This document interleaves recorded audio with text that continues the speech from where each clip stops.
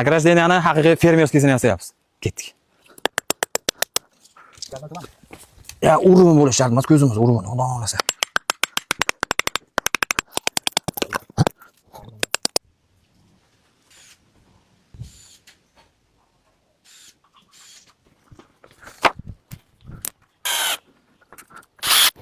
Asosiy ishlarimizdan biri, xudo xolasa 75% bitdi. Mana dinozavrlarimiz bunaqa o'tadi. Keyin navbat basseynchaga. Hop, premium dachalarda basseynlardan qilamiz, xudo xolasa, o'rdakka.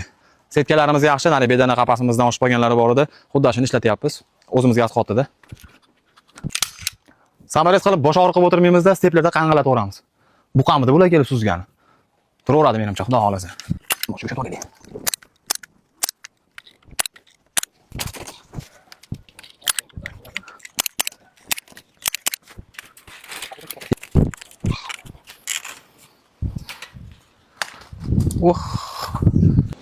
Eshikchasini bitirdik, xudo xolasa. Tayyor reshetka bor edi.